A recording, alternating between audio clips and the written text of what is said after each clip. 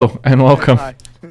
to What's in the Dungeon podcast, featuring your perennial hosts. I'm John. He's Murph. His actual name is The Ghost of Santa Crisco. the Murphilator. The Murphilator? Yeah, that's his actual title, as he is Murphilating all the time. You're surrounded in a Force Ghost Bluish type alien. aura.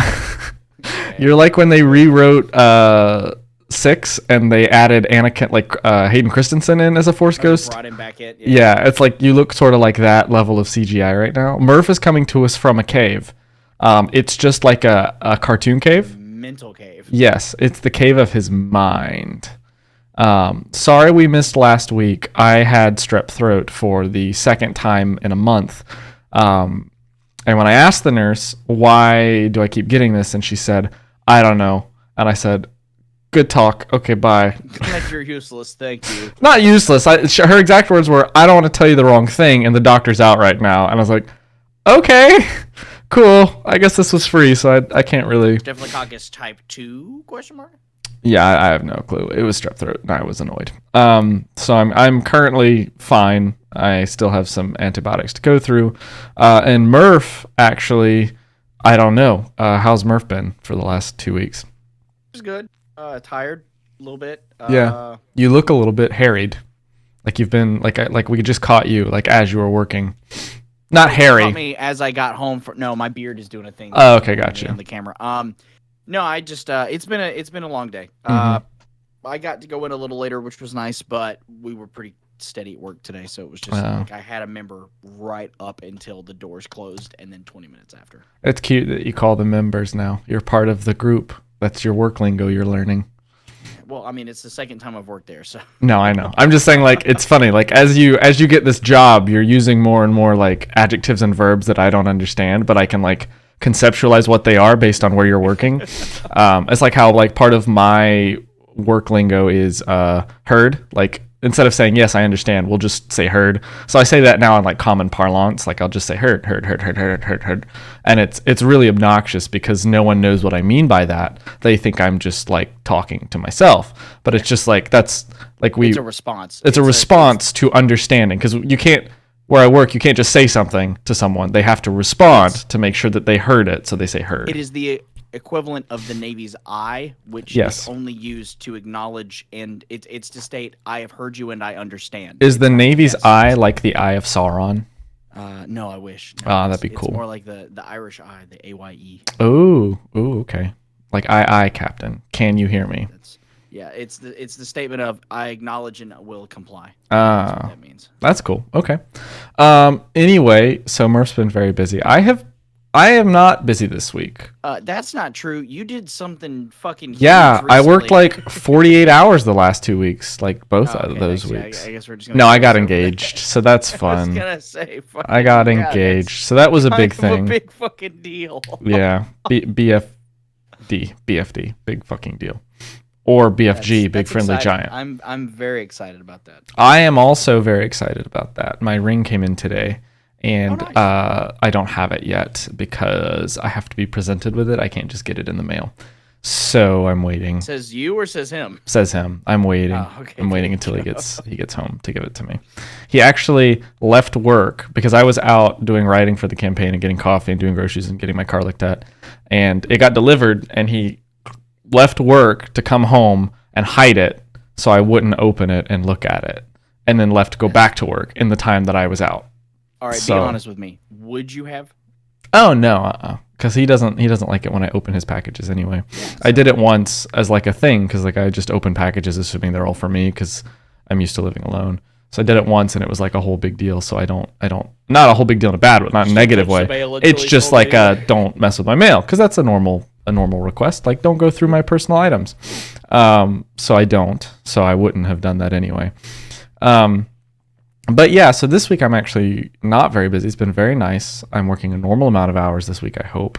I have to get up at like 5 in the morning tomorrow, so that might ruin my entire year. But I've done worse, I guess. Oh man. Waking up before 11 a.m. is the absolute worst. I I don't know. I kind of like waking up in the morning because I'm so used to sleeping late in some instances where it feels like I get more done. Yeah, I'm definitely There's so much more day. a day shift worker in the body of a night shift worker. Like, I would much rather stay up till 4 a.m. than I would wake up at 4 a.m. Yeah, honestly, I feel better when I'm awake at night and sleep during the day. Personally, like I just handle it better. I do too, but it's usually because I'm drinking bourbon. So. Oh, okay, there you go. That's a good reason. Anyway, big news, Murph. Big news. I have a callback to a previous episode. This is current events, current things happening that we have discussed previous episodes. About 4 episodes ago, I brought to your attention a game I played in my youth called HeroScape. Yeah, they canceled it already. They canceled it, Murph, because they didn't get enough money. So Hasbro said they did. Today, I read an article today that Hasbro, because remember I told you if they didn't get like 8,000 buy-ins, they were just gonna destroy the whole project. And you know what happened? The deadline came and went. They didn't get nearly enough because people were like, "Why would I spend $200 on a board game and you're telling me I might not even get to see it?" So of course, no one bought it, and so of course. Today, Hasbro announced that they're shelving it, so it's not even going to be a thing. We have all these nice images, all these nice post-production notes, and it's all fucking shit. I hope somebody got paid for that at least. Now, these people put time and effort into it. And I mean, of course they got paid because nobody ordered it. You say that. I mean that's true. Hasbro is an evil company known for being a terrible place to work, but at the same time, I can't imagine legally they're allowed to not pay you. Although I found something out today. That whole Mick Gordon thing with the Bethesda and software and all that shit. He didn't get paid. So. That's true. That's true. But I would hope so. But I don't know, because that was all. As soon as I saw the first little paragraph, I was like, I'm not reading this anymore, and I'm really glad I didn't give them my money, because I was thinking about it. I was seriously considering. Would you have gotten a refund back anyway? I don't even know. I didn't look into it. Can you imagine if they just stole the money and then Jesus. Well, Hasbro's like a multi-billion-dollar company. They wouldn't survive that. Well, I mean, it's just one of those things where it's like we always assume that rich people wouldn't. It'd be like $1. You know, you can steal $1 from a rich guy; they won't care. But at the same time, they do. Rich people are typically petty enough to be like, they're so petty. My fucking $1. Yeah, the $1 that they made exploiting their workforce is very, very much theirs. But we won't get into a rant about that because I could seriously talk for a while. But no, so that's something. That's something I was very annoyed to read about, and I think is terrible and stupid. And I think Hasbro should be boycotted as just a terrible game company, period. But I say that, I think technically they own Wizards of the Coast, which owns Dungeons & Dragons, so don't boycott them, because Dungeons & Dragons is a great IP that we need to support. Maybe we should support Wizards of the Coast so they can buy themselves. No. Because after Hasbro bought them out, their quality and production value did go up. So I don't want them to go back to that. Technically, Wizards of the Coast bought out Dungeons & Dragons, and then they were bought out by Hasbro. So Wizards of the Coast owned Dungeons & Dragons separately for a while, and then Hasbro bought them. Because Wizards of the Coast used to only do Magic the Gathering. That was like their thing. And then I think they acquired Dungeons & Dragons, and that's when we got 5th edition. Then Hasbro had them, and that's why we're getting a lot of shit. But they're kind of separate. Like, I don't know. I think of Hasbro, I think of like Monopoly and other shitty games like Transformers. That. Oh yeah, true. Transformers. They're like a toy company too. Yeah, I forget that. But anyway, so that was fun, and that was something that I was annoyed about, and I wanted to yell about for about 30 seconds. Yeah. I feel that. I'm sorry. So no, it's fine. But now we can say we are a current events podcast because we covered a current event. That was an event in 2 different episodes, the same one. We have follow-up. There's synergistics, Murph. Okay, there's synergistics. Okay. Jesus. We're bumping those numbers up. Hitting the synergy. Anyway, so this is our annual Halloween episode. Shut up! No laughing. This is a serious matter. Shut up! It is our Halloween episode. This is Halloween, the hallowest of eens. Yeah. So I couldn't. It feels more like Halloween than Halloween did. It does, yeah, because Halloween was like 80 degrees outside, and now it's finally 50. Like 40. I left my windows open all day today and got the house down to a cool 65. It was nice. Nice. I don't even have to turn my AC on anymore. It's great. Oh no, same. But so I couldn't really find horror stories that weren't already very tropey in D&D. Like, there's The Curse of Strahd is like a really big horror story, which is basically Dracula. There's, a bunch of different monsters that have like horror themes. So I thought we could do our own horror stories of playing D&D. Horror experiences, yes. Not necessarily like, this is the curse of the Deku nuts. Well, yes, but that's also Legend of Zelda. Yeah. We're supposed to go see. Sorry, we're trying to see Black Panther. I think the new one. I don't know. It could be 3 hours long. I've heard it's very good. I've heard from a lot of people that it's very good. So like, I wouldn't mind seeing it. I haven't seen a movie since Thor. Love and Thunder. It was good. I liked seeing Natalie Portman again. I liked her. I like her as a person. We're very good friends, Miss Portman and I. And I support all of her artist endeavors. She was good in Black Swan. She's good in Star Wars. I'm going to turn my phone off because it is. Yeah, Mila Kunis was in Black Swan. Yes, she was. I was trying to remember who Mila Kunis is. Meg. That's the only thing she's known for. I remember her from Saving Sarah Marshall. Saving Sarah Marshall. Wasn't she also Forgetting Sarah Marshall? Saving Private Ryan. Do you think after they saved Private Ryan, they forgot Sarah Marshall? No, what is it? There's also Saving Silverman, which is a Jack Black, Christopher Zahn movie. It's not about Sarah Silverman? No, I don't even think she's in it. But Saving Silverman. Yeah, it's Jack Black, this other guy, and Christopher Zahn. It's a guy with a shitty girlfriend, and they're trying to convince him not to be with her. Okay, so every Christopher Zahn movie ever. Okay. I like him though. I do too. He's not in a lot of things anymore, but he was funny. No, I liked him in Daddy Daycare. I was gonna say everyone remembers him as the Star Trek guy from Daddy Daycare. He's so good. He was also so cool. He was also in Strange Wilderness, which is also one of those stoner films that I watch just because he's in it, being an absolute idiot. I'm trying to remember him and Thomas Hayden Church don't get enough credit for their work. No, I don't disagree with that statement. What was I? Fuck.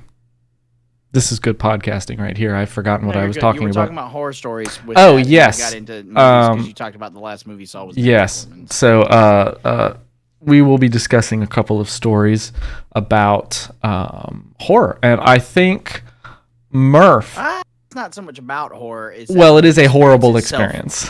What's that? There's that Office quote that really hasn't aged well, where Michael declares he's been a victim of a hate crime, and Oscar tells him, "No, that's not what a hate crime is." And Michael goes, "Well, I hated it." It's like, it's not horror. Well, I thought it was horror. It's like, no, that's not. That doesn't mean it is. That's just your opinion. I declare bankruptcy. There has been a murder. Sorry. And this is Creed's like, I'm gonna be over here. Just leave. Yep. He's like, okay, boss man, I just gotta go get in my costume real quick, and I'll see you in a second. And then he just gets in his car and drives the fuck off because Creed's probably murdered several people at some point. I mean, the one where he tried to play hooky, and then they ended up picking him up anyway. Yeah, he's got like one of those like weird barbershop quartet. Yeah, hats. And he's like, hey, just played a little bit of hooky from work today. Those chumps won't know. Ah, fuck. It's really funny. Anyway, so Murph, I think you'll start with one of your stories. Well, I mean, technically, if I say one, I'm saying both because it was the same incidents just twice, and which is so interesting. It's a very short story. Picture in your mind theater if you can. Younger me, beardless, shorter hair, and I'm in the Navy. Hold on. I haven't stopped. I gotta stop imagining. Hold on. Say it again. Younger me, beardless, less hair, less age. Okay. Okay, I've got it. Me. I've got it in my head right now. Cool. Thanks. All right, so I'm in the Navy, and I've never played D&D before, and I'll be honest with you, up to a certain point, I'd never been interested because I didn't know enough about it other than what stereotypes people put with D&D. Okay. So at the time frame, I was invited by some friends of mine who played, who had been playing prior to their time on the ship, and they were like, hey, man, if you've never tried it and you have some free time, you should come join our campaign.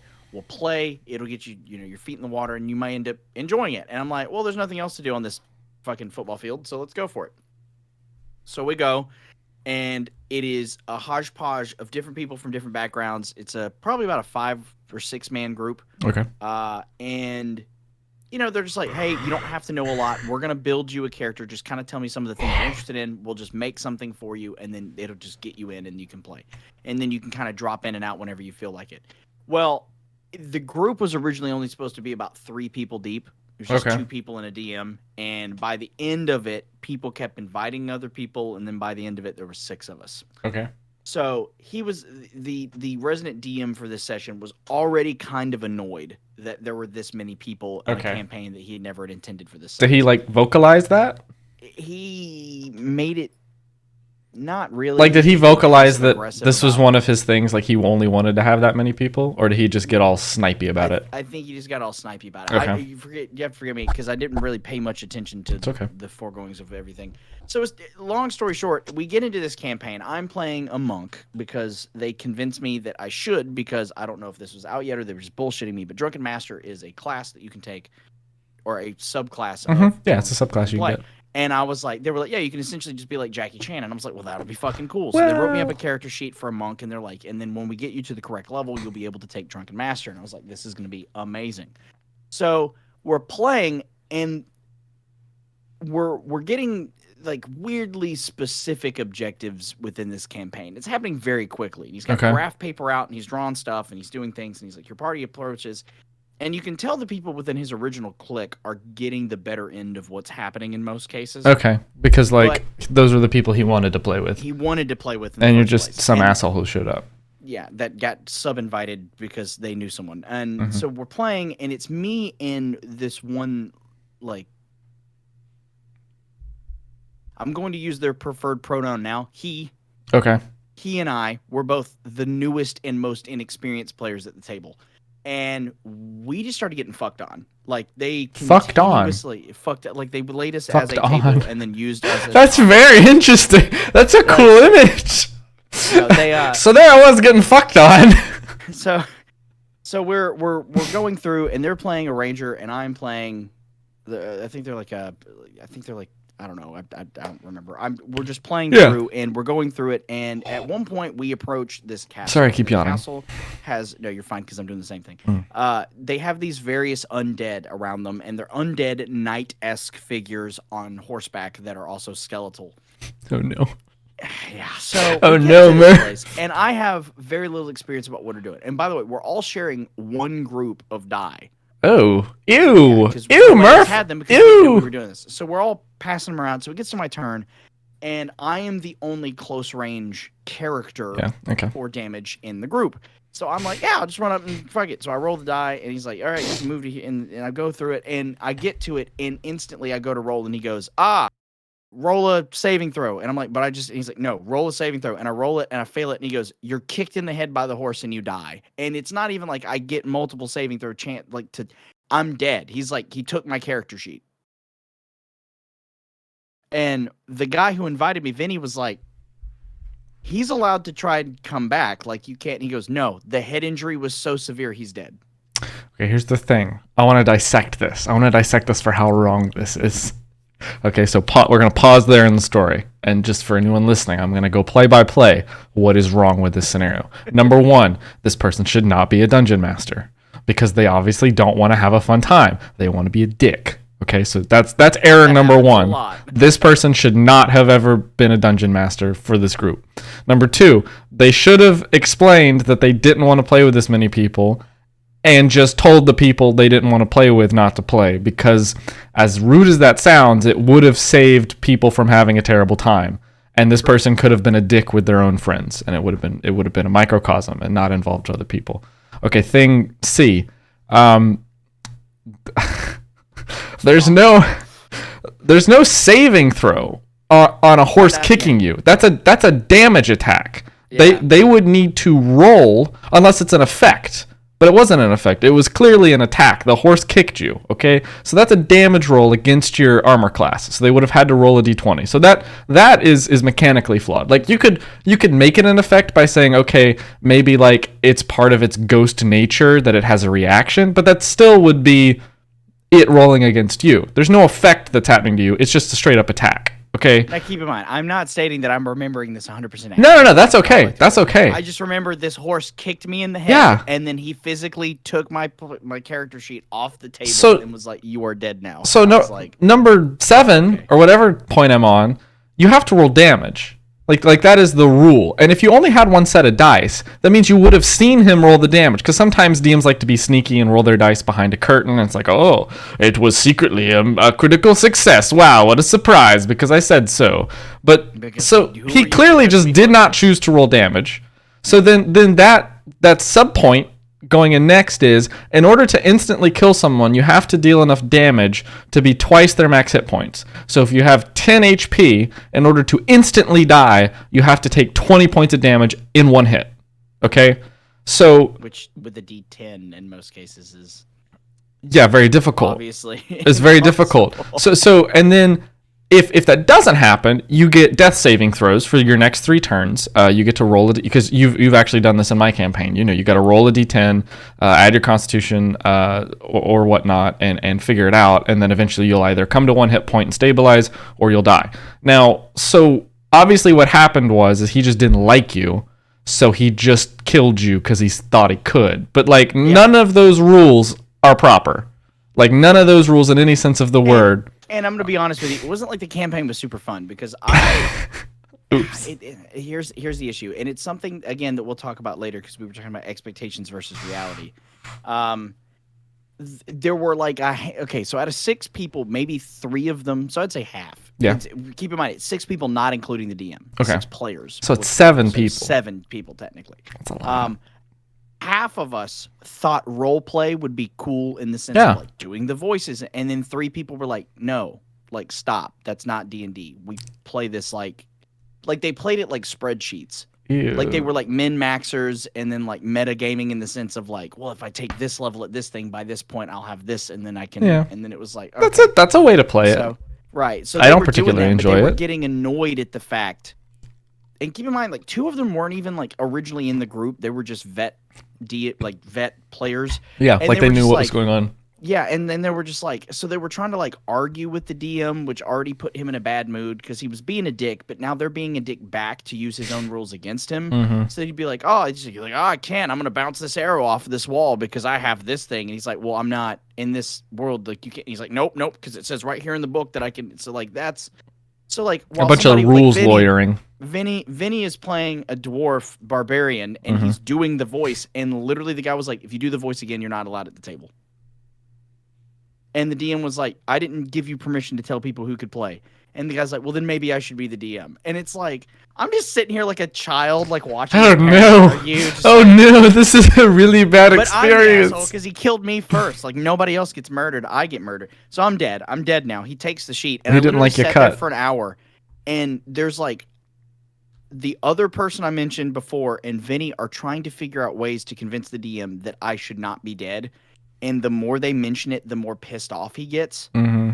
So eventually, after an hour of sitting at the table, not able to play, I just got up and left. Yeah, because that's what you normally do. If you're definitely dead, not coming back, and the DM clearly doesn't want you to have a fun time. Yeah, and just stops talking to you. Just doesn't even look at your direction anymore. So I was like, okay, great. So I left. Well, maybe 2 or 3 weeks go by, and Vinny's like, "Are you coming to D&D night?" And I'm like, why? You're like, why the fuck would I ever come back to this hellhole of a place? We've convinced him that you should be alive. So we came back, and I was at 1 HP. And I was like, okay, cool. And Vinny had health potions or something, and they get me back to a reasonable amount of hit points so that I can continue. At this point, they have moved into the castle, so I'm playing catch up.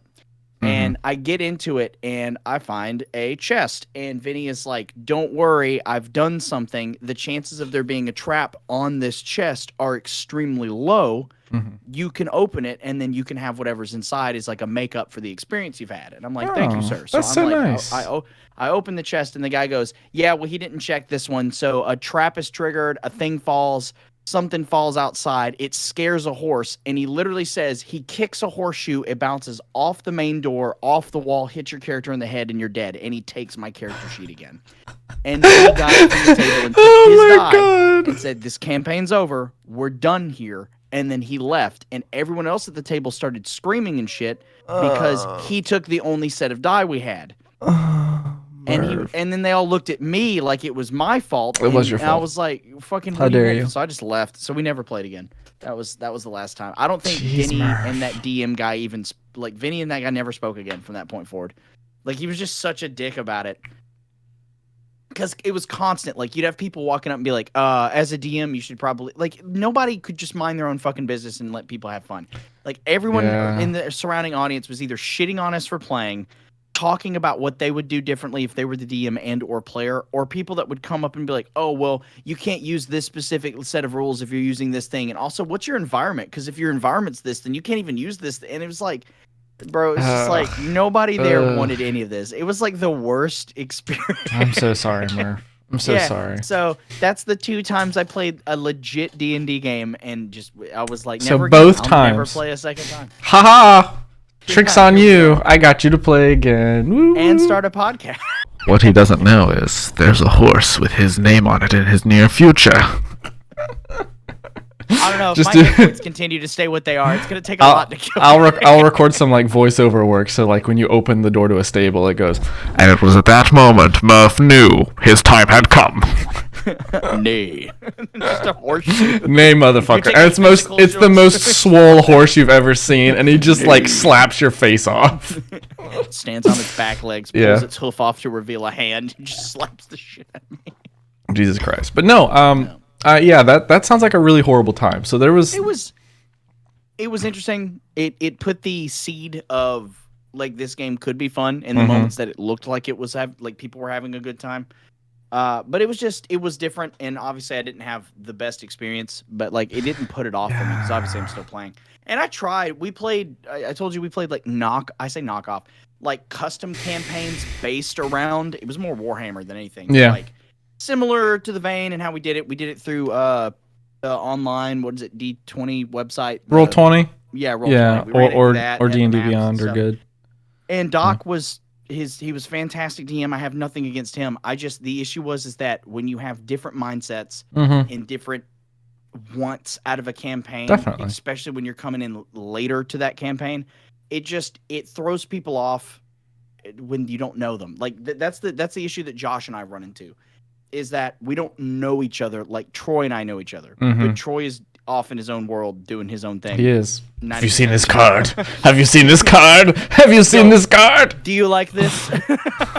Like, bro, or Jesus. like when the fucking oh wait, we're doing the thing. Do we want to talk about it? Or do we? We not? can talk about it a little bit. We can talk about it a so little we bit. fought a fucking mall demon, and he was just like Leroy.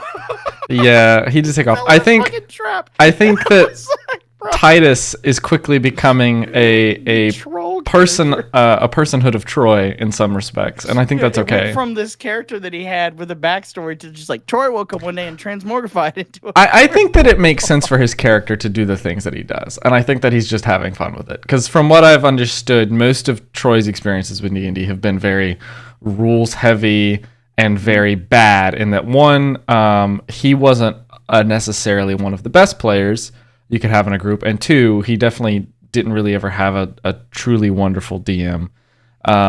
But I think that oh, hold on, he's calling me right now. I need to text him. wanna put I'm this on mute so doing they're a podcast. No, it's fine. He I think he knows I'm doing this. I don't know. He could be calling me because he's listening right now. How He's dare mad you at talk me. shit? No, he's not mad at you. But I do think that Somebody else is watching. I just want I to know Who's watching in the darkness? the darkness. You are in dark. darkness. But no, so I think that that's just gonna come with time, and I appreciate the both of you because like as a DM, like I know all of the people at the table. So whenever there's like a moment where there feels like there could be tension or there could be disagreement, my ass closes up so tight, Murph. It's like it's painful. Like I get so fucking anxious. I'm like How could it be? what's happening? What's happening? It's Huh? been easy because And then- I and then- tried to, Normally you're very gracious, or Josh just kind of lets it go, and I'm like, okay, good, because like I don't know what to 'cause fucking do. He and I are we're not conflicting personality types, No. but I come off to most people as obnoxious. Like I just know I do. That's just who I am as a person. And I try really hard not to get on his nerves because I don't want to want it to be something he doesn't look forward to. Mm-hmm. Because Sundays have now become a thing I genuinely look forward to. Same. Like I catch myself thinking of like, I wonder what the fuck we're gonna do next. Like I'm looking forward to eating and hanging out. Get hit by a horse. That's what's coming. Fucked That's what's coming.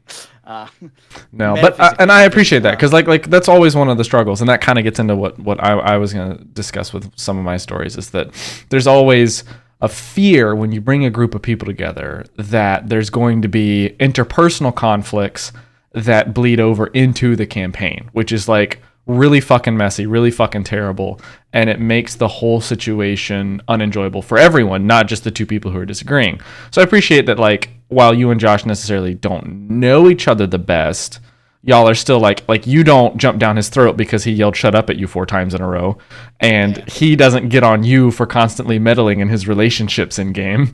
And I think that's and I am trying to be that's okay, of, like, but that's okay. overstepping the boundary. That's okay though, because like I just think it's funny. that's something that probably your character Ben would do, and that's totally fine. I don't see why not. I appreciate that both of you are able to kind of separate the layers of playing as Aramil and Irben and also being Murph and Josh.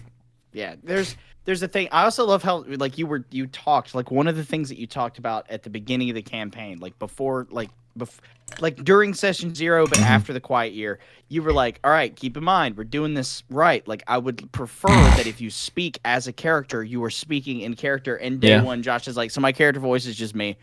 Yeah. Like, oh, okay, great. Yeah. I will say he does adopt a lower tone of voice when he speaks, and he just speaks slower. Yeah, and I think that's fine. I'm just gonna catch him one day not doing it, and I'm gonna go, oh, okay, you just said your whole plan out loud in front of the big bad. So great job, Josh, great job. Maybe use your character voice more. Yeah. But that's something that some people just aren't comfortable with. Like, Troy just sounds like this. Hello, I am, and now he's just like, do you like this? Yeah, he's gonna figure it out. And that's the thing is like I don't want to create rules that make people uncomfortable, but we do need some type of structure. So like as long as people are leaning towards getting it or leaning towards figuring it out, I really don't mind all that much. I mean, you asked us today if there was anything, because we're coming to the end of the first arc there, and is there anything that you as the DM for this campaign would like to see more or less of? No. I think that it's going at a good pace. I was telling Troy the other day, I was like, I've got to I need to get better at providing impetus for things to happen, and that's just always been my struggle as a DM is like I just want people to do things, and it's like that's not how things go in the real world. Like as an example, my day off today, I only did the things that were required of me. Like I took my car to the dealership to get checked out. I wrote some campaign notes at the coffee shop, and I picked up a couple groceries. Unless something else happened, I was not going to do anything else today. So like when I think of the D&D campaign, it's not reasonable to expect you guys just to go and do a bunch of shit unless I provide reasons for you to do it. And I think that the contracts and the jobs you guys take on are good ways to do that. But inevitably, that's not going to provide the meat and potatoes of the campaign. That's just like the side dishes of like what keeps things going. Is there more city exploration that you were expecting us to do? No. Like, were you expecting us to? Because I didn't think at any point, because like we've tried, like obviously I went back to the Bureau of Public Safety or Public Health, and then like I was trying to do, like we went to some of the shops pretty early on and stuff. But there's a lot of city to explore and a lot of different regions that we haven't done, and I didn't know if that was on purpose or not. No, I think that as outsiders to the city, it's reasonable to expect you not to know where to go and not to take a particular interest in any of the big landmarks. If any of you had chosen a background in Stonevale, I would be like, okay, well, you know this, this, and this, so you know these things happen at these places at these times of days, and you can expect this sort of like there would be more of a level of depth to that. But since all of you picked characters or created characters that were from outside of the city, it's, I think, highly reasonable to just go, why would I go exploring this random place I've never been to? I'm going to stick to where I need to go, what I need to do, and like figure shit out as I go. Like maybe we'll come back to places, maybe we'll learn things, but like you don't have a working knowledge of the city because you've only been there a couple weeks, or maybe even less than, no, you've been there a few weeks. We've been there about like a week and some change. Yeah. But anyway, let's move to my horror story, which is on the giving end. Yours was on the receiving end. Mine was on the giving end. This is, I think, my first campaign I did. My first campaign, I on a whim, and also as a way to kind of rebel against my parents, bought off Amazon the starter set D&D 5e edition, which at the time was the Mines of Fendelver. That was the campaign scenario they were running. I think you can still get it. It was like their... Wait, why did you say and angst against your parents? Well, because they were like, D&D's bad, like don't do this stuff. And I was like, well, I'm 17 or 18. I don't remember how old I was at the time. So I was like, I'm just going to do it. And it quickly became a thing, and they just had to get over it. I was from the ages of 14 to 21, always doing things under the lens of how I could do things my parents wouldn't like, just to kind of rub it in their faces. And D&D felt to me like something they wouldn't approve of, so I kind of leaned into it. It's weird to me though that like in a world. Now again, we both grew up. I think I didn't grow up. I was born this. We were born. There was no growth. No. In terms of like a religious background, like you had parents that like looked at everything. Probably like, okay, like for instance, like my step grandmother used to be way more strict to almost a zealoty standpoint, because when certain cartoons would come on, it was the devil and we weren't allowed to watch it. Oh yeah, I know like about Yu-Gi-Oh was considered witchcraft. Yu-Gi-Oh is evil. Was not allowed to watch Yu-Gi-Oh. I watched Yu-Gi-Oh later when I was like 22. Yeah, and so it's funny to me though, because when you think of Dungeons and Dragons, you don't think of the most criminally imposing or satanic worshiping type of people. No, you think of a group of bearded beer drinking guys hanging out and just enjoying themselves. And like so when to hear that your parents were like, don't be doing that, it's bad, it's like, yeah, Steve the accountant down the street. So it's actually funny because there's an episode of a show called Paradise PD that deals with someone playing Dungeons and Dragons, and it's really actually no, hold on, is it Paradise PD or Brickleberry, because they have the same artists and stuff. I don't know, it's one of those shows, it's one of them is Daniel Tosh and the other one's not. Yeah, and that's literally the only difference. They even did a crossover episode, but they have like they become a Satan cult by definition, and they actually end up summoning Satan, and they have to play him in D&D, and it's pretty cool. That episode I enjoyed. But no, so like I got the box, and I was like, hey, I was working at the time. I think I was 17, I believe. I was like, hey, this is what I've got. Does anyone... Because I think most of the people I worked with were pretty big nerds, or at least like wannabe nerds. So we had a few people in the kitchen where I worked who were like... We talked about video games for a long time. We gamed together. We played Magic the Gathering together, some of us. And it was like, okay, cool. I have this box set now. Does anyone want to go through it with me? And we can figure shit out as we go.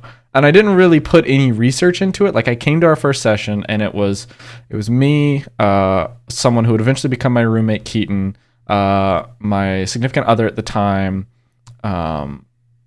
Corey, Owen, and a few other guys. And it quickly expanded to be about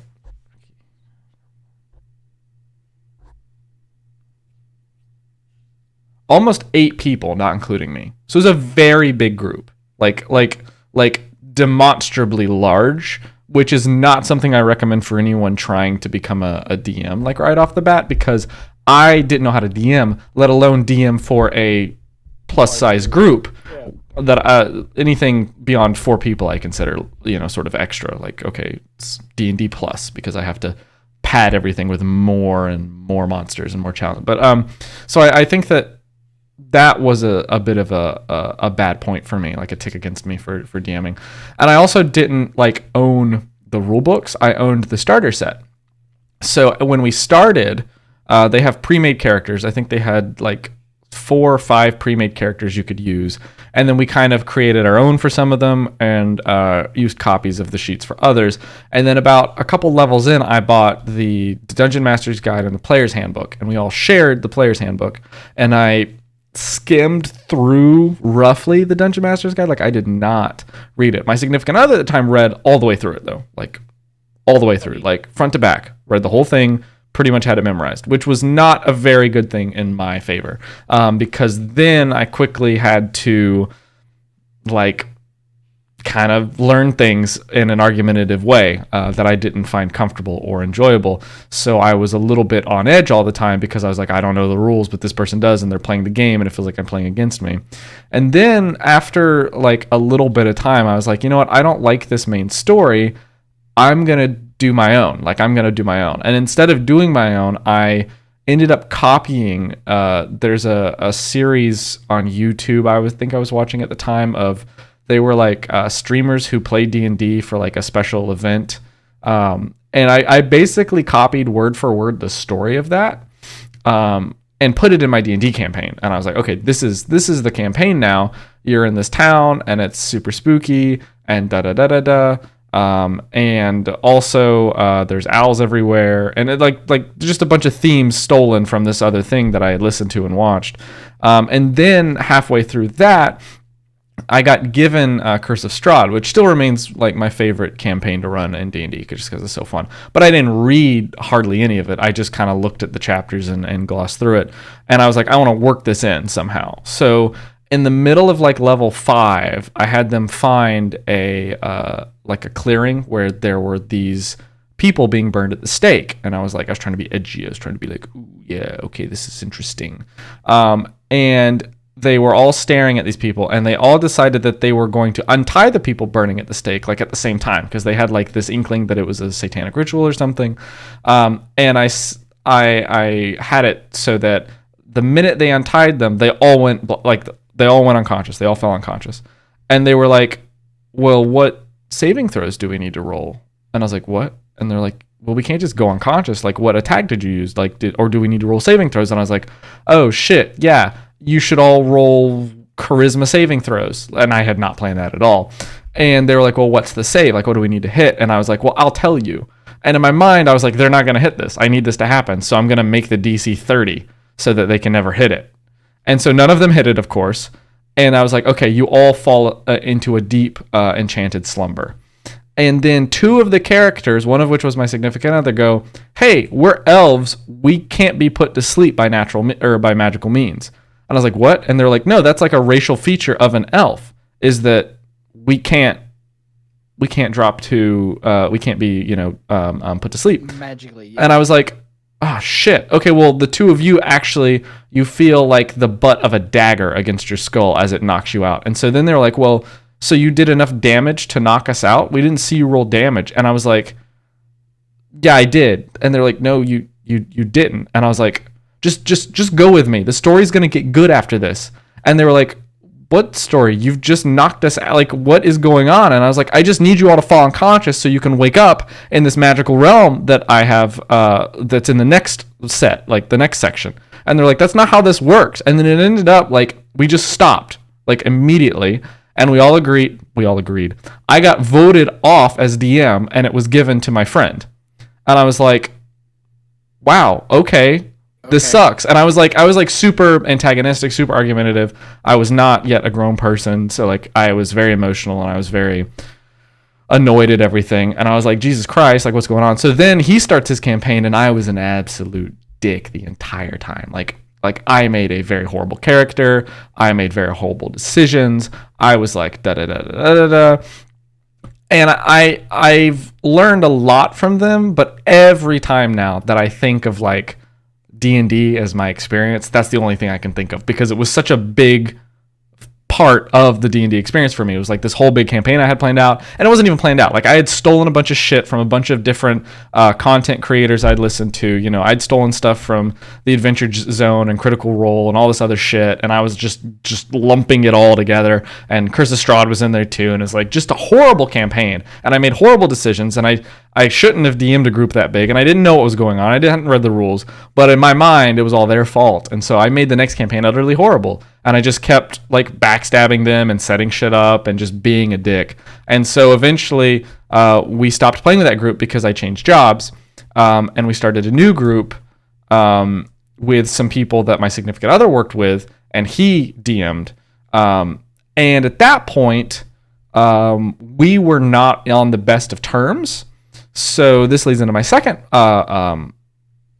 thing, where I became convinced that my significant other was like flirting with other people in the group, and I made it my mission to like set the other people up in D&D for failure. And I'd always argue with them, and I'd always rules lawyer them, and it's like really horrible to talk about because like I was a really self-conscious, insecure asshole to a lot of people. And it's like, whenever you read like on Reddit or 4chan and all these places, like bad D&D experiences, it's like, I was that kind of person who was just an absolute dick. That's like, it's like, if you look in a room and you don't think anyone's an asshole, it's because you're the asshole. It's like that was me for like literally my first 3 campaigns. I was just like, okay, now my significant other's flirting with these people, so I'm gonna make their lives hell. And I mean, like we didn't have a good relationship, and I was not a good partner, and I was just like, there were deeper things at work, but it bled over into Dungeons and Dragons and became just such a horrible experience. So like finally I said, I'm not gonna play, and they proceeded to keep playing in my apartment every week 4 hours, and I was like, then I just started being super resentful because I was like, Jesus Christ, why is like this is like horrible. And so after that, and after we split up, I just decided I wasn't going to play D&D anymore. And I was like, this is ridiculous. I hate this. It's stupid. I stopped listening to D&D podcasts. I stopped watching YouTubes. I just like was like, no. And eventually, you know, it just like I kind of resolved I wasn't going to play it anymore because I was such a nightmare to play with. And I was really worried that like I ruined good friendships by playing D&D in a bad way. Like, I don't talk to any of the people anymore. Probably 75% of them because of how terrible I was at D&D. Like, it was a well-known fact that I threw temper tantrums and I didn't like people, and it was just a nightmare. And yeah, I was young and I didn't know what was going on, and I didn't have the best relationship with the person who was DMing, and like there's a lot of excuses I could make, but I was terrible. Like, it was absolute bullshit at how horrible I was. And so that's why I was like, I have a lot of horror in regards to D&D, because it's like every time I play, like every time we sit down to a session, like I have to think like, is anything I'm doing in any way leading to something that could be like how I've run all my other campaigns, or how I've been a player in all my campaigns. And of course, like, I'm really controlling as a person, and I'm very type A, and I very much like to be in control of what I'm doing. So it's like, there's always that tendency that can lead to an intense amount of bitterness when you play Dungeons and Dragons. So that was my really fun, exciting horror story for the spoopy season of October. If it makes you feel any better, I haven't felt any of that in the campaign. Well, Murph, it's because I lobotomized myself. I was like, just chopstick to the brain. Yeah. No, I didn't, and I don't mean to make light of people who've had that done, but yeah, and I appreciate that. And I think that I've actively identified why it didn't work out those times, and it was me, and I had to change a lot about myself and a lot about like, I had to commit to putting the work into it, because I didn't like. Well, you do. I do now, yes, but like back then I owned 2 books and I didn't read them, and I kind of just Googled a bunch of random shit, and it was like, now I've got like a library of shit that I go through. Like, I spend probably about. You are like night and day a different person. Oh yeah. Describe. Yeah. Like, you are. It seems like a much more enjoyable experience for you. Oh, it is. Seems like a much more enjoyable experience for the people we are playing with. Mm-hmm. Like, it has been a pleasant experience, even starting from the Quiet Year. Like, it has been a good, just fun group to hang out with and do dumb shit. And I will say, like, I had to change my motivations a bit, because like when I first started like thinking about redoing some things and getting back into Dungeons and Dragons, it was on the heels of listening to some live plays and watching some live plays, and I was like, oh, this would be fun to do, because like in my mind, like, me as a person, I want to create things, and I want to be recognized for creating them, because I have deep insecurities that I need to have praised. But so when it came to Dungeons and Dragons, like when I first thought about it, I was like, okay, cool, we could like record it and all this other shit, and I was like, do I want that? Like, do I want to put that out there and then either one, be really annoyed when it doesn't take off, or 2, be really annoyed because of how heavily I might get criticized? It was like when I first started thinking about redoing it, it was purely from the focus of, I want to put something out there that's gonna like propel me into some type of spotlight or some type of thing that's gonna make me feel better. Mass acknowledgement for your creativity. Yeah, is what we're looking for. And I had to realize that if I was going to do that, I was going to fall back into the same old shit of being a terrible person, because I want to shoehorn my own thoughts and ideas into something that is in essence a collaborative storytelling experience. And that's why I started with the Quiet Year, because I wanted to force myself to be okay with you all of a sudden saying, oh, surprise, a bunch of people are claiming to be gods, and you don't know if it's real or not. And I just had to go, okay, I guess that's a real thing, and I wanna just shut it all down right now. Not that it wasn't a cool thing you did. It was just like, it wasn't something I had pictured us doing, and I was like, can I get through this? I mean, it worked out, and I liked it, and there's things I've got coming because of that. But like, the quiet year for me was a very telling way of if I could not have control of everything. Like if I could collaborate with people in telling a story that ultimately I wanted to tell, in a manner that was both helpful to people and also fun. Because I think that, like, I look forward every week to my day off, other than Sunday, because I get to go to a coffee place and I get to write for 3 to 4 hours out. And I get to listen to some music, and it's like a whole Zen thing for me now. Like every week, like I didn't do it last week because we had our anniversary and whatnot, but like I had enough prepared, it was fine. But like I missed that. Like the thing we did on Saturday was great and perfect, and don't get me wrong, like I loved it and it was perfect. But like I missed that chunk of time, and I was like, why don't I, like, it's become like a centered thing for me now. It's like I every week spend several hours at a coffee store writing out in a book with a pen until my hand cramps, like what is going on, different plot points. And I've never put that level of work into anything I've done.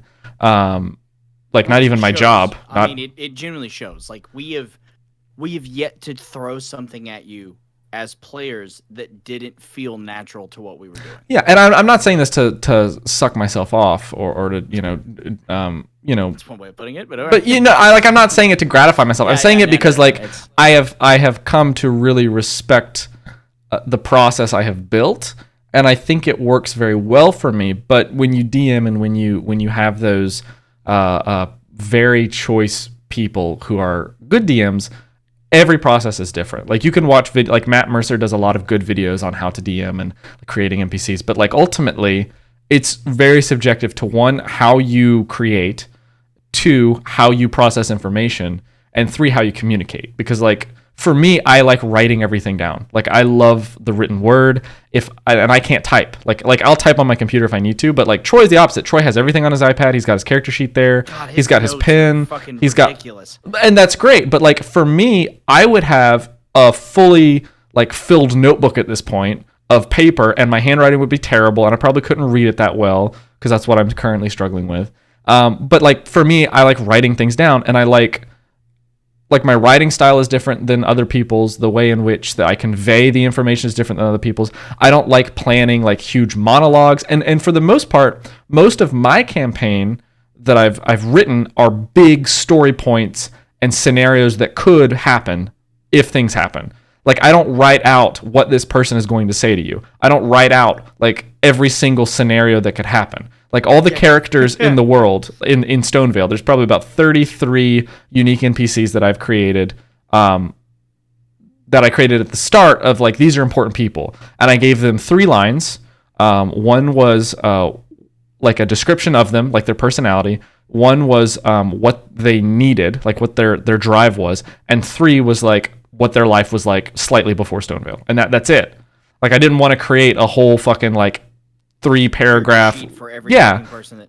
Yeah, and I think that's helpful because like it's let me grow the characters as you've gone through with them, and not that there's like any deep meaningful connections y'all have had yet, but I think as time goes it'll really show. And like there's a lot of people who do that differently. They'll like create a whole character sheet for each NPC, and that's perfect because like you know what's going on. 190, and they have like a Rolodex of characters that they pull from, and that's totally fine. Some people just like, I've got a book on my shelf that's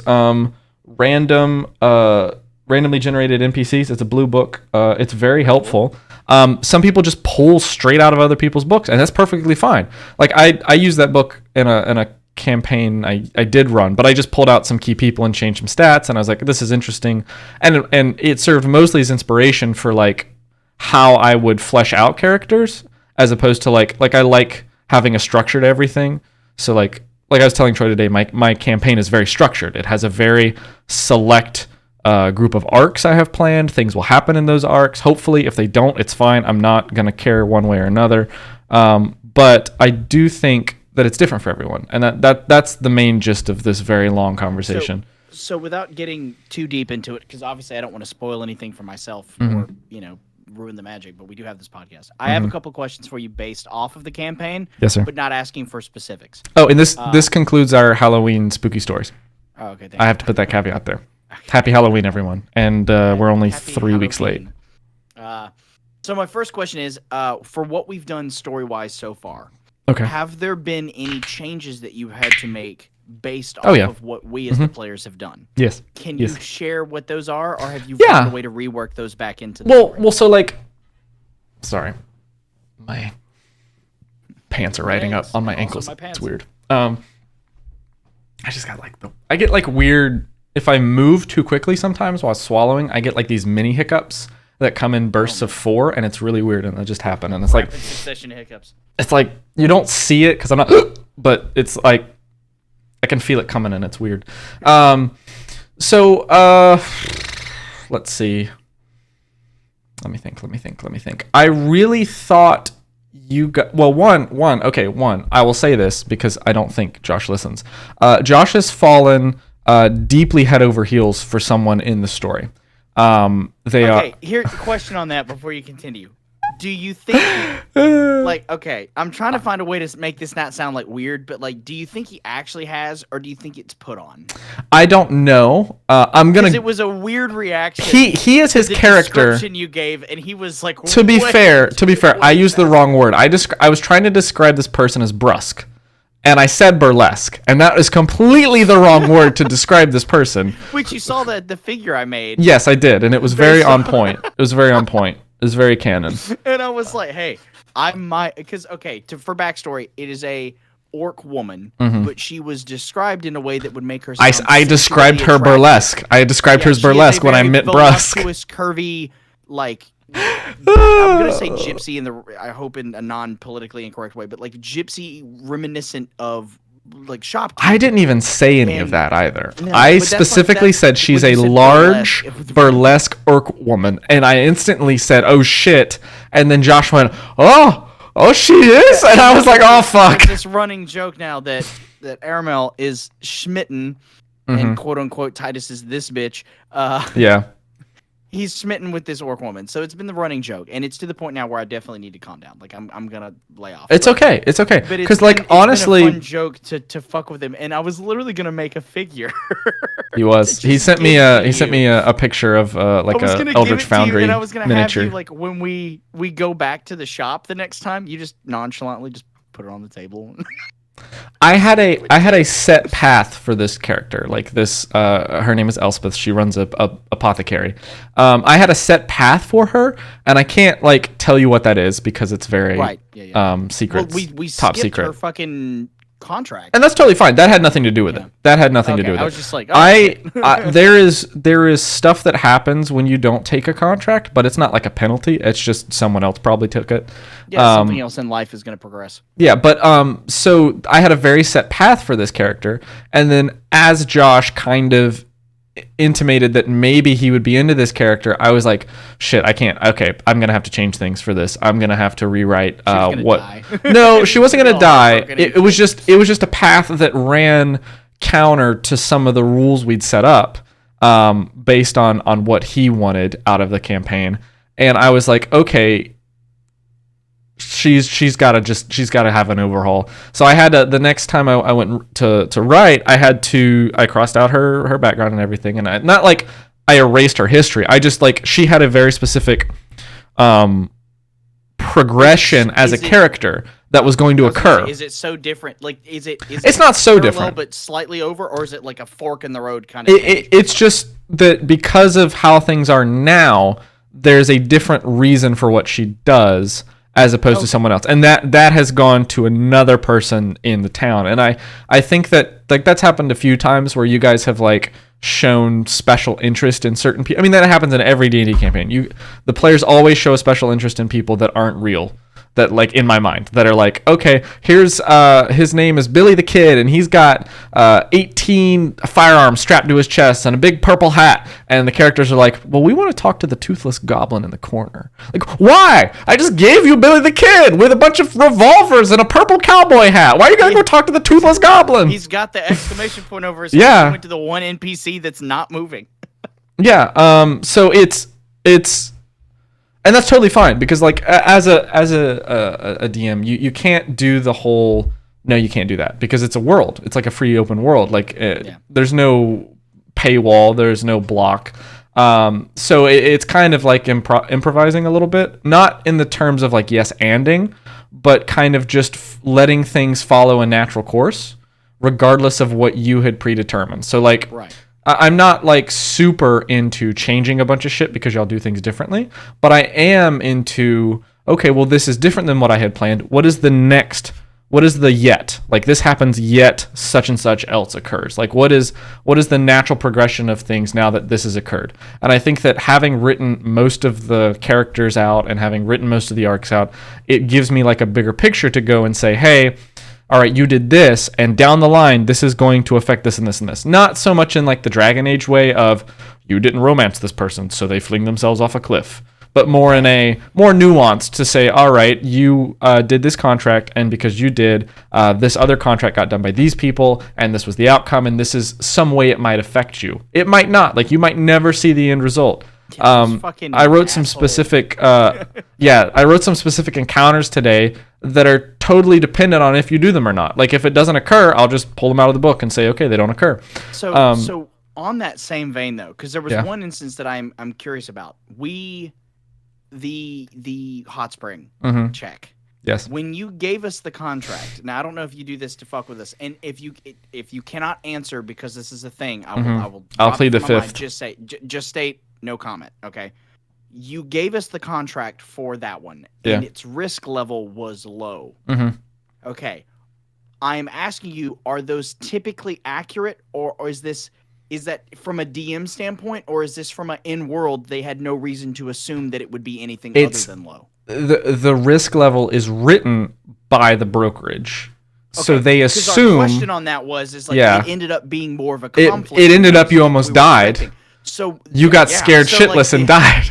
So the thing was like when I was looking at that, I was looking at, okay, well, based off our skill and how often Airmail dies and fucking like we were like, oh, we can take a low one, get some build up, get some experience. But then it ended up being like I'm out here fighting for my fucking life. Yeah, the point of that contract was you were to inspect a spring, and there was very little that was supposed to happen.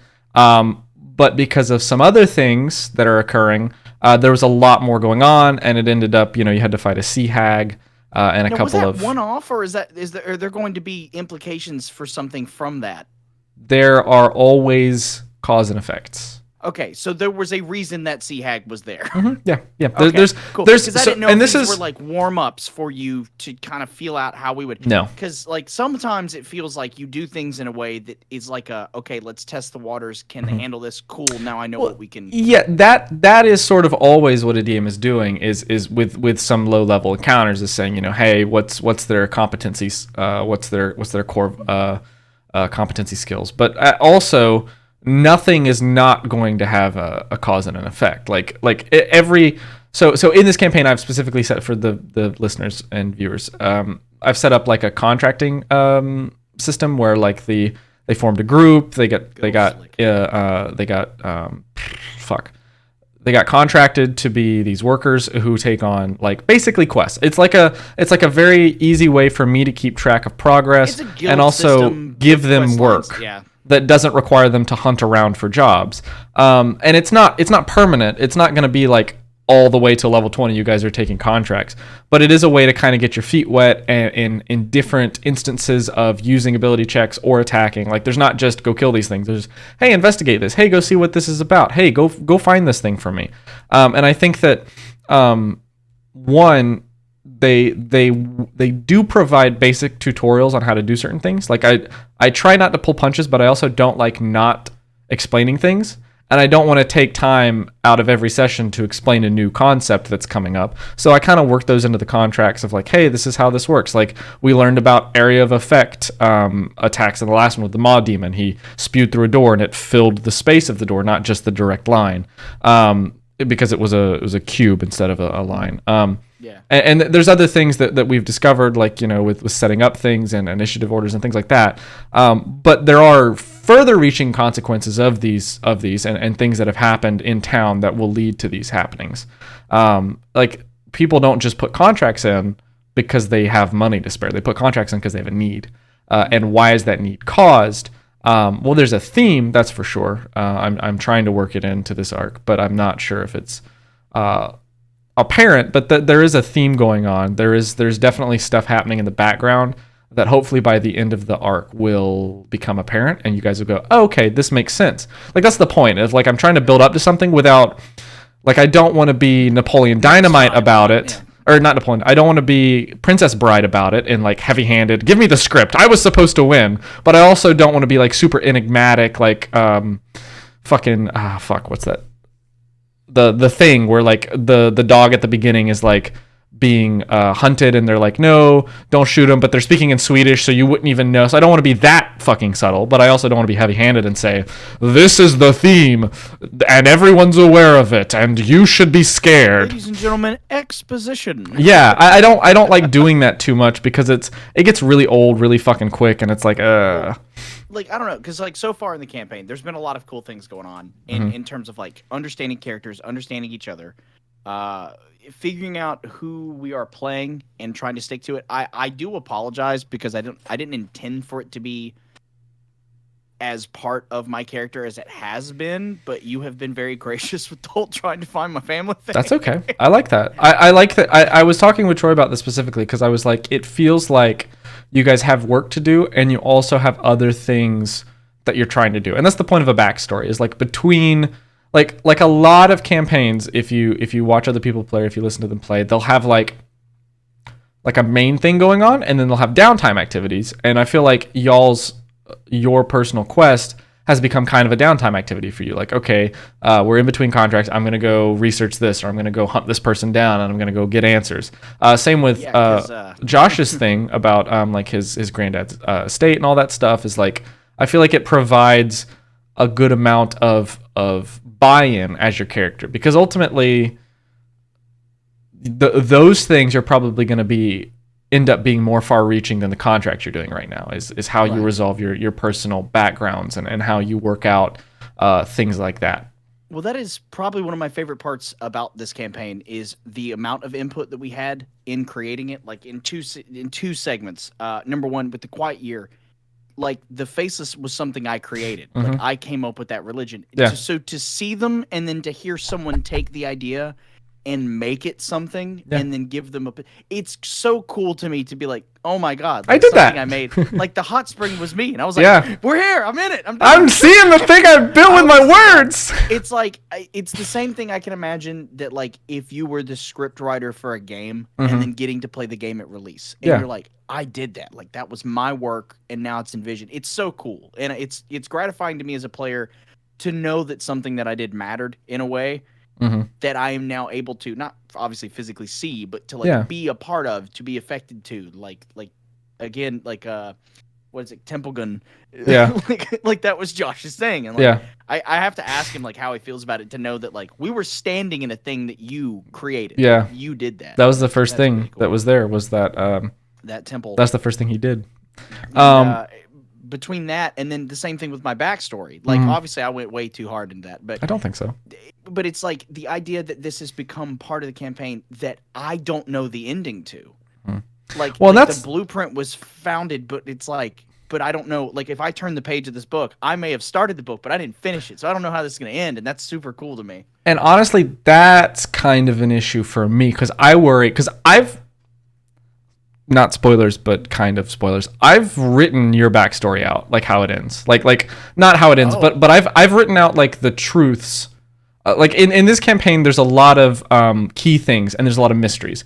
So I have it organized by different truths, like what is true, like this is a truth that you will know, or you won't know, but it is true regardless. So I've written out the truth of your search for your family, your search for your mother, your sisters, potentially your brother if he's not dead. I've written out, like I did that today for you and Joshua and Titus. Sorry, Troy.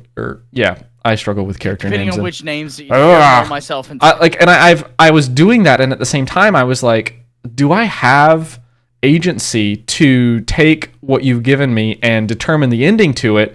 And I was ultimately yes, because like it's something I want to do with respect to your story, but it's also something that you created it, but you also didn't, like you basically gave it to me and said, hey, here's this thing that I want to be part of the story. You finish it because I want to explore it and I want to figure it out and I want to be like super surprised. So like one, there's a level of pride in that I'm really glad that I got given these cool backstories to work with. But there's two, a level of fear because it's like, what if it's a letdown? Like what if you get to the end of it and the story I've written for your family search quest is like super fucking boring or horrible and you hate it and it's like, oh my God, I spent like 4 hours doing this. That might be just dependent on the player themselves. Yeah. Because like there are certain people that they give it to you and they have the thing that we mentioned at the beginning, expectations versus the reality of what we're actually doing. Mm-hmm. Expectations for some people, especially for experienced players from talking to them, they might give you something, but because they've worked with specific DMs and they know how they storytell, or maybe they've seen media versions, they have an idea for how you're going to do it. And what everyone hopes, and I hate to say it this way, is that everyone's hoping for edgelord. They're gonna get some bit holier than thou, giant, grandiose story that's going to happen. And they're like, all I did was give you a backstory about I was found in a barrel as a child, and now you're supposed to make me the king of the land. Yeah. Like that doesn't make sense. For me as a player, even if everything's shit, that's life. Mm-hmm. Nothing is guaranteed. Everything that has happened has been in chance. And from not knowing what you have planned, that fits the bill that everything that we have done is by the seat of our pants and by the fate of the die roll. Yeah. So if you're like, hey, sorry, man, everything that you've done has led to everyone you know died. That's life. My character was literally almost dead himself. So it happens. Yeah, and I think that like to contrast that, you and Josh gave me like a lot to work with, and not that Troy didn't give me a lot to work with. It's just that his backstory was a lot more toned down. Like, okay, his family's gone. His character's family's gone. He's been living on a farm for years, 10 years now. He's been working on it. He's been alone. He's had like minimal contact. And it was like, this makes sense for your character and who he is, but how do I create something out of that? And then I was like, I probably don't even have to. Like I have a couple of key things for him to get through, and I have a couple of key things that'll happen based on his actions. But it's not like he doesn't have some overarching grand quest that he's on. He's just trying to continue his family's farm, his family's legacy. And at the same time, it's like, I was worried, one, is he going to be upset that like I've written this really long sort of chain of events that'll happen for you or Aramil, and he doesn't have necessarily that. He's still got some interesting things and he's got like a lot to go on, but it's not like he's on some grand journey of self-discovery or some grand gift was given to him. It's just sort of like, and he even asked, like, because I had some work with his whole connection to the outside world was this character of the trader, like the caravan, the wandering merchant who was like enigmatic and showed up occasionally. And I was like, hey, what if I took him and I made him something like cool, like maybe this is some type of deal? And he specifically said, no, I want him to not be a huge part of my story. I just want him to be someone like I kind of met. We kind of chatted a while. Every few weeks he'd come by and I'd buy stuff from him. And that was something I didn't want to do. Like I wanted to make him like some type of, okay, he's secretly this guy from the past and he was trying to set you up so that you could take on his role as an artist, like all this other stuff. And I was like, well, he specifically asked me not to, so I should probably not. But at the same time, I was like, are you cool with that? And he was like, yeah. I was like, oh, okay, cool. All right, well, I'll come up with some other stuff. And I think that level of collaboration is always good. And I also think that it was very helpful to me to know that like I didn't have to create some large scale story for Titus the Fearbolg. It was more of a this is what he's doing, and he's made some friends, so he's gonna hang out with them now, and he's also gonna like keep working so that he can keep his farm going in the distance.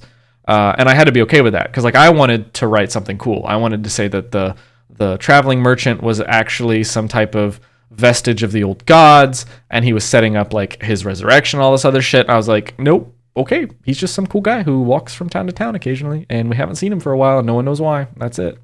It's like, okay, that's the story now.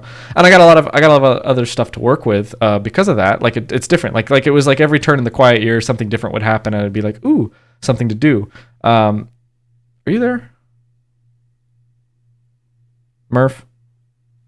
Uh-oh. I think I've been talking to no one. Well, Murph is completely cut out. I apologize, everyone. I think he's become petrified. This is great.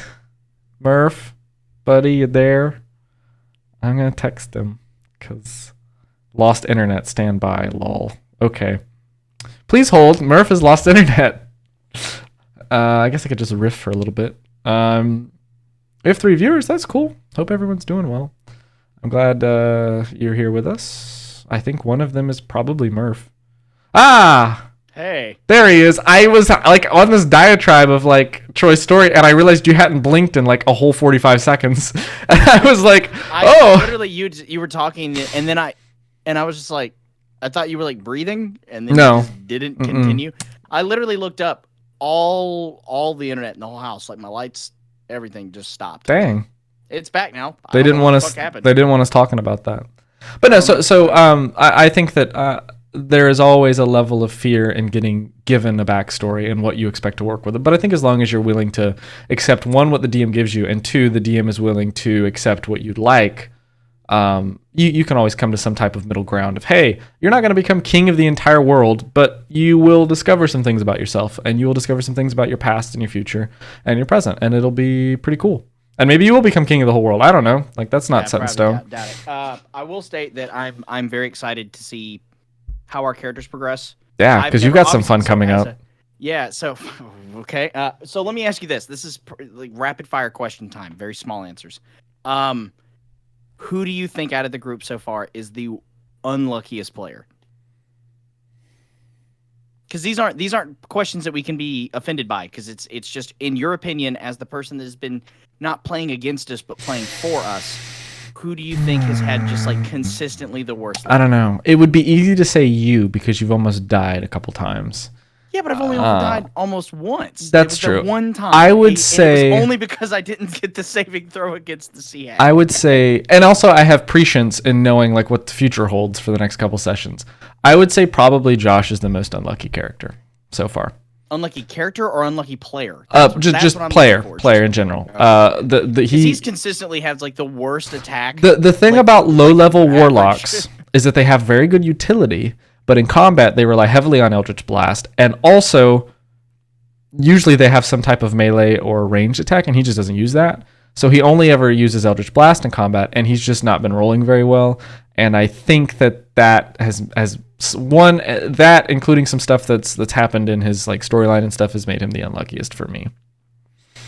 I have been very fortunate, and I rolled really well for the first time in my life for character creation. I've started off with hit points higher than what I was expecting. And everyone I'm at 40 now. Everyone at the last level up, I've never had this happen. Everyone at the last level up rolled max hit points, and I was watching the whole time. No one cheated. It wasn't bullshit. It was just there were 2 8s and a 10, and I was like, Jesus fucking Christ. Okay, well, everyone goes up a challenge rating. Haha. And that's the thing, is like this session or these last couple of sessions, I have rolled better than any game you and I have ever played together. I know. Genuinely. Until it's needed. Like that first fucking javelin throw. You were like, I've got this guy. Oh fuck! I just fucking. Just literally drop it. I got a shoulder cramp. 0.1 second of backstory. I got a javelin of lightning, so I can say a word and throw it, and it becomes a lightning bolt. And I had this big brain idea that all these enemies were standing in water, and I was going to electrocute the shit out of all of them for an area of effect attack.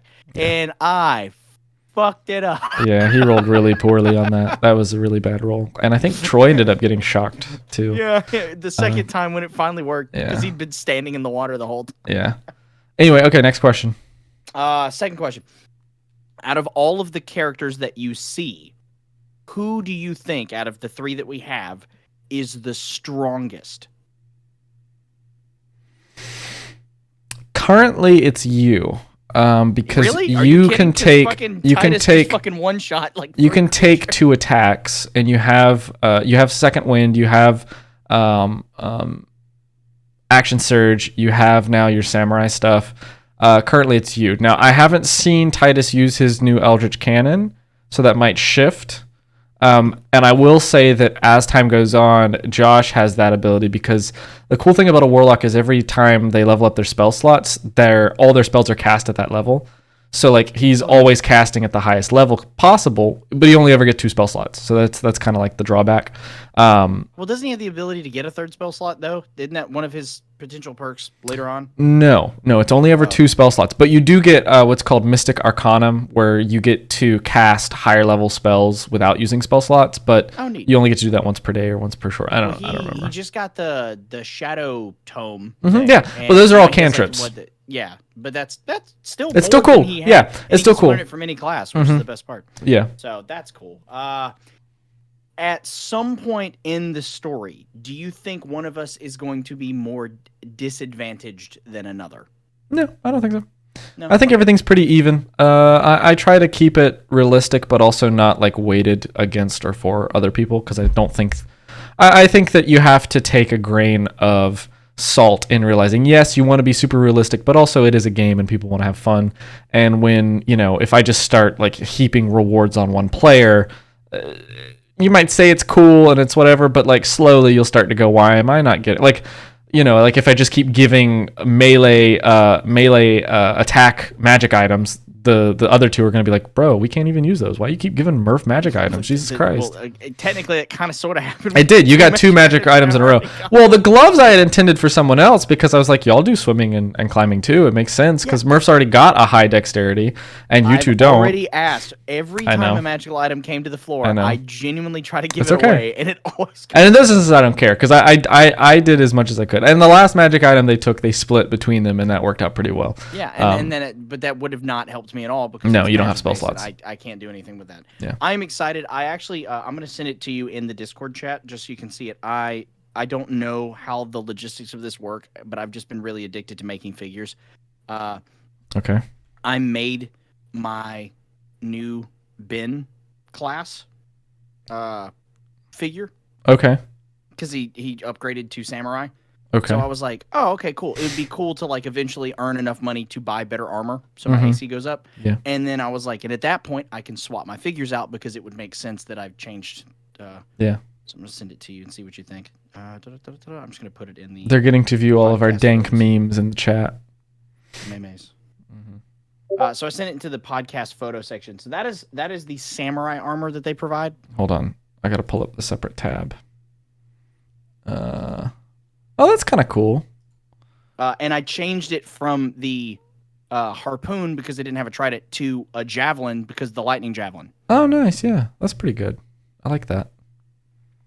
Nifty, Murph. Nifty. And he grew a beard. He did grow a beard. I felt like it was a thing. Yeah. But yeah, I was just like, that's pretty cool. I also, this is going to be terrible. I saw this today. This image is not the meme, but I'm going to tell you the meme on top of the image. I'm sending it. This photo, it was on the D&D. It's called Taverns and Things on the. Ooh, okay. It's a woman with a tentacle for a tongue. And it says, when the warlock rolls to seduce. No. That doesn't even work. That's only one patron. Everyone only ever thinks of the warlock as having either a fiend or a great old one patron, and it's usually a great old one because Cthulhu. No one remembers that they can have an archfey, they can have a kraken, they can have a genie, they can have the hexblade, they can have the other one, the celestial. Like, there's so many other patrons you can have. That was one of the things I was laughing at earlier to myself, is that Josh and his patron have the weirdest relationship. Yeah. I mean, that's always how it is with warlocks, though. I know, but he's just like super nonchalant. Yeah. You're like, fuck that guy. And he's like, yeah. Fist bump. Yeah. It's like, fist bump. It's okay. The point of a patron is that they offer things at a cost, and Josh has so far fulfilled the cost. So his patron's going to be cool with him for, a while. It's so funny. I also still no explanation. I wonder if we forgot about the cauldron that he required to take from the witch. Okay. I know about that. I was just like, yeah, you do. I said if Josh remembers that he cauldron from the bottom of a fucking. See, that's the thing is like I hyperfixate on this shit. So I've tried to remember super weird. You're shit. like all the details, like all the weird Not, details. not really. I remember stupid details. I can't remember the name of people. Like I'm terrible with names, so I couldn't tell you the orc's name or the Elspeth. shopkeeper's name. Head of But year. I could tell you that he pulled a fucking tarot card and he had a cold. Yeah.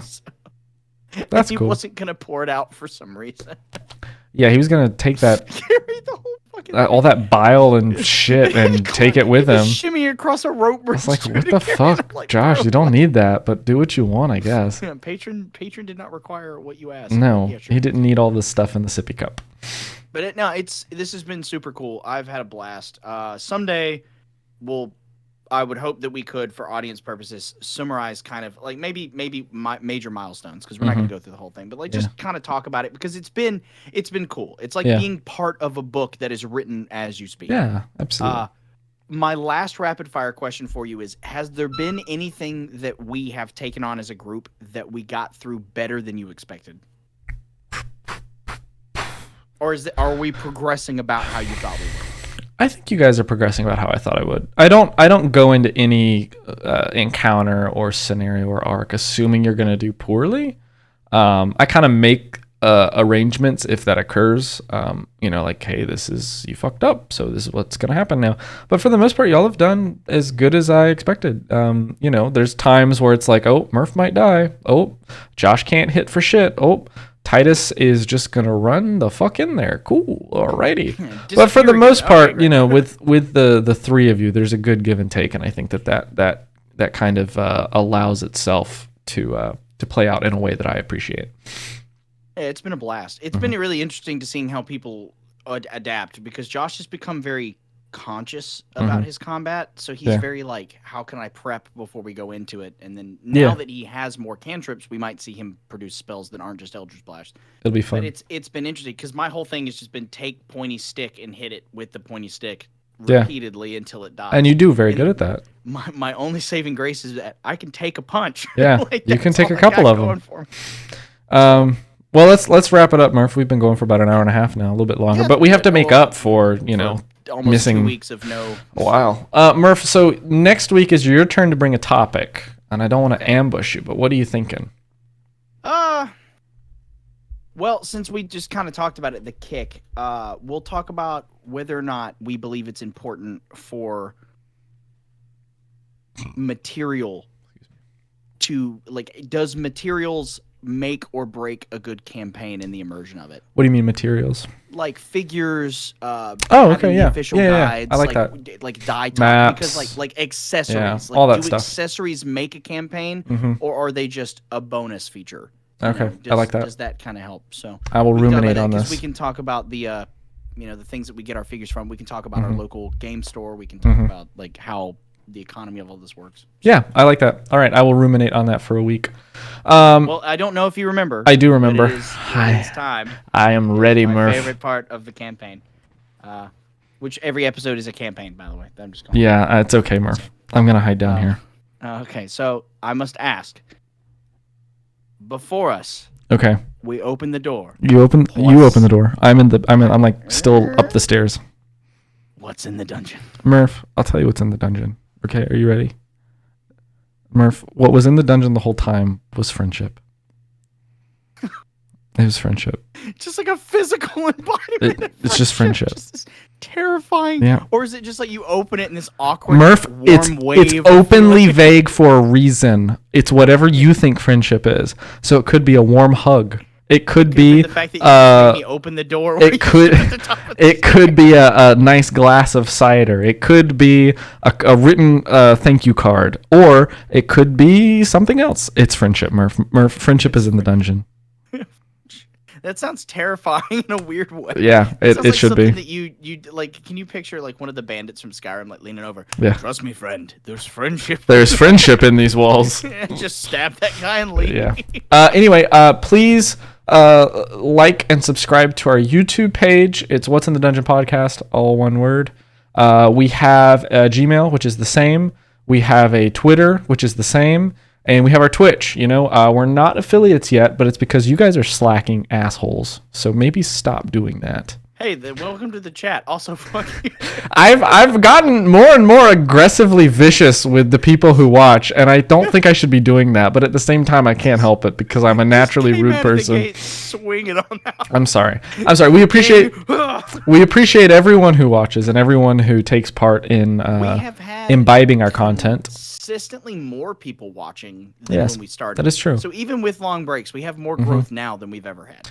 And that's the thing is like we just got to be consistent with it. I think we appreciate everyone. I appreciate Murph for allowing me to have this channel to where I can feel some sense of creatorship and some sense of self worth because I like creating things, and I appreciate everyone who watches and everyone who's followed our Twitches and stuff. And as rude as I may get, I do appreciate everyone.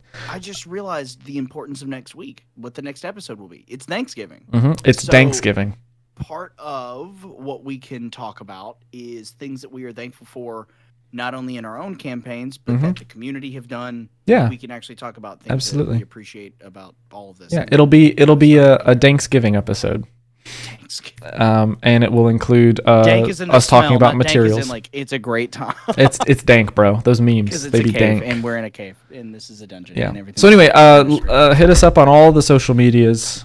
Subscribe, follow, all those really cringy things that content creators say.